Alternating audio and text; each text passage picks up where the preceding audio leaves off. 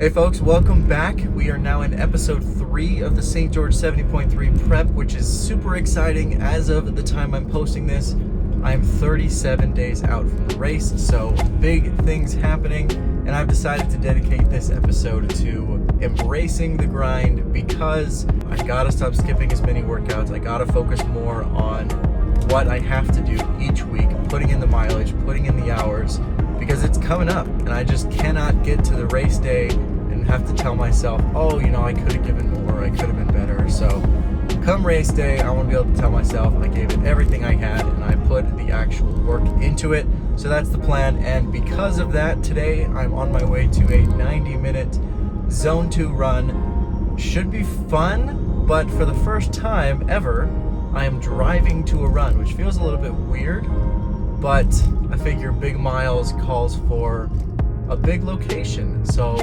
pretty excited about that. Should be fun. I will check in again when I get to the trailhead.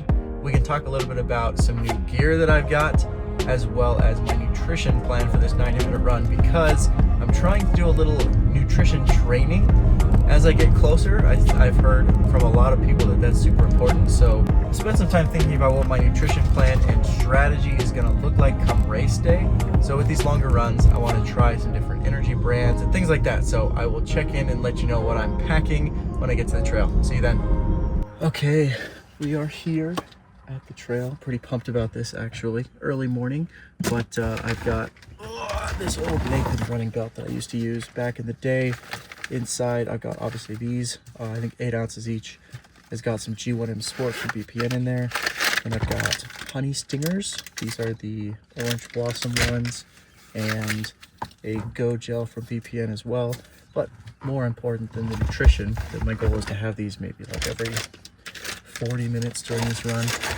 Way more important than that, new shoe day. I'm pretty pumped about this. These are the Hoka Mach 6s. I absolutely loved them in the store, so we'll see what they're like on the trail, but the goal is to get that and make sure that this is a solid run. Nothing like 10 miles in new shoes, so I'm pretty pumped about that.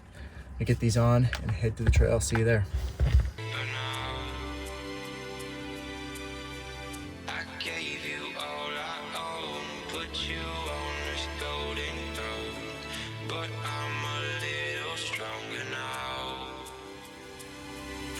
Whew, okay, we're about 4 miles in, 8:15 pace.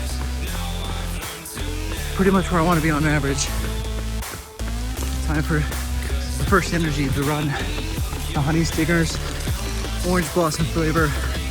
Not my favorite, just gets old fast, but it'll work for now.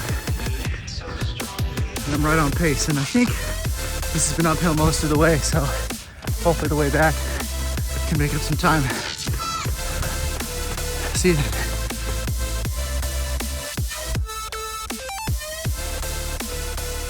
Okay, and we're back at the car. My max heart rate just got adjusted to 201. That's exciting. Okay, we did 1 hour and 30 minutes and 7 seconds. I'll have the Strava data up here somewhere. 11.01 miles. I pushed it into the red a little bit for that last mile. Honestly, I really wanted to hit 11, and I did, so I'm pretty pumped about that. Nutrition update. Had a bowl of cereal this morning, forgot to mention that, but it actually helped a ton.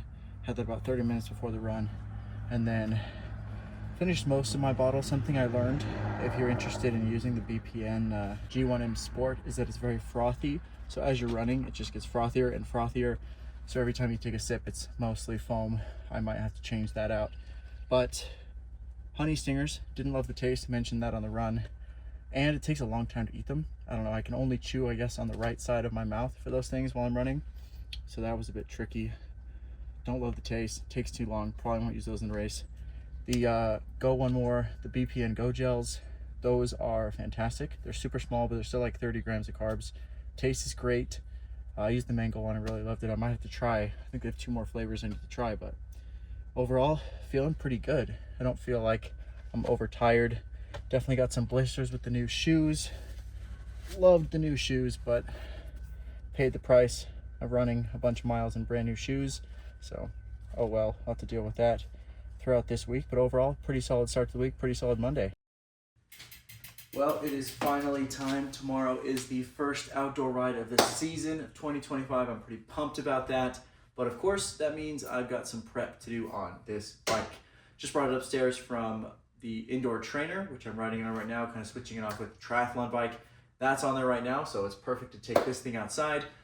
Let's walk through things that I need to do to get this thing ready for the new season. Starting from the bottom here, obviously wheels, these are almost completely flat, so I'm going to top those up with some sealant, fill those up, get them ready to go. Check my brake calipers, especially the rear one since it's been on the trainer a little bit. I want to make sure that's still lined up.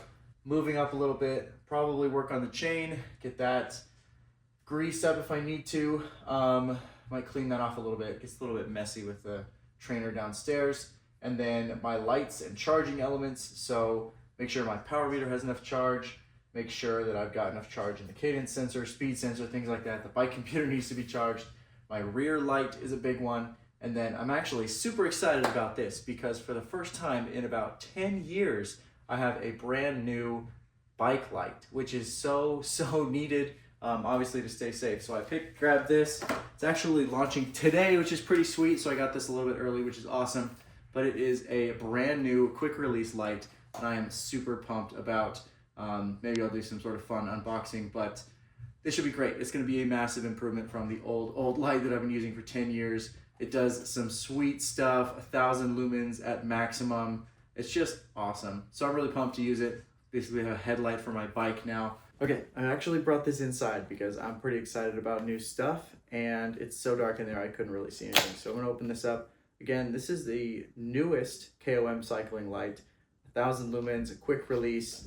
Honestly, it's such a huge step up from what I had before. I'm not even sure if I'm gonna know the difference, but here we got the charging cables and stuff, I'm assuming. The tiny little Allen wrench to set it up. That's gonna be useful. And then it looks like a bunch of different mount options. Okay, I'm just gonna set this aside for now and talk about the light itself. I think this is all that comes in here, which means you are going to have your own charging cable. Think of that what you will. It's actually a fairly hefty unit, so feels good. It's like a metal exterior, so that's awesome.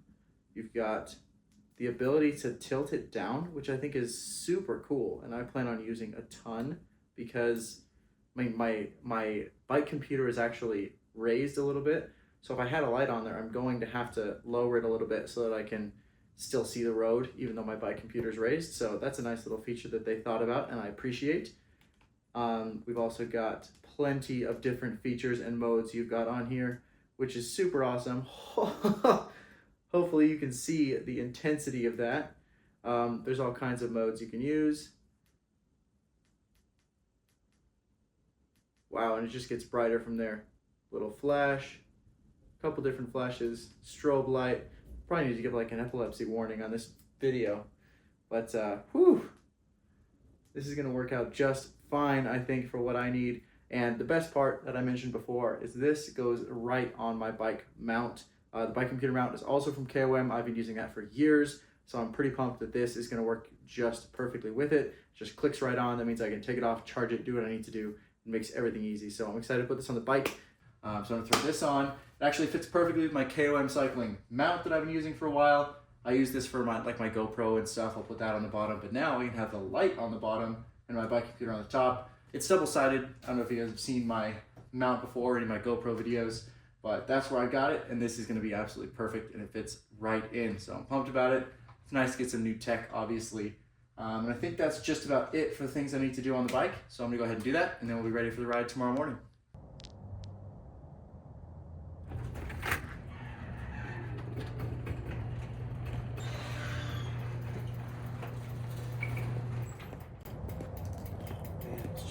Dark.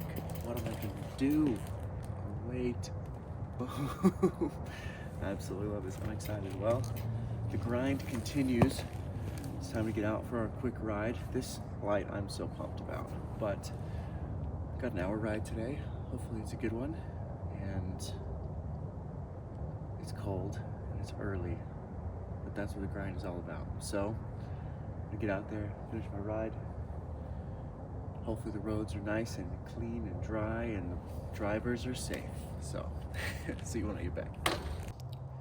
Well, there you have it, a couple of days of the grind, and it's going to continue for the next couple of weeks until we get to the St. George Ironman 70.3 in May. If you want to continue following along the journey, don't forget to subscribe. And next video, I'm pretty sure we're going to talk about the race plan, what my goals are for this race. So we'll see you then.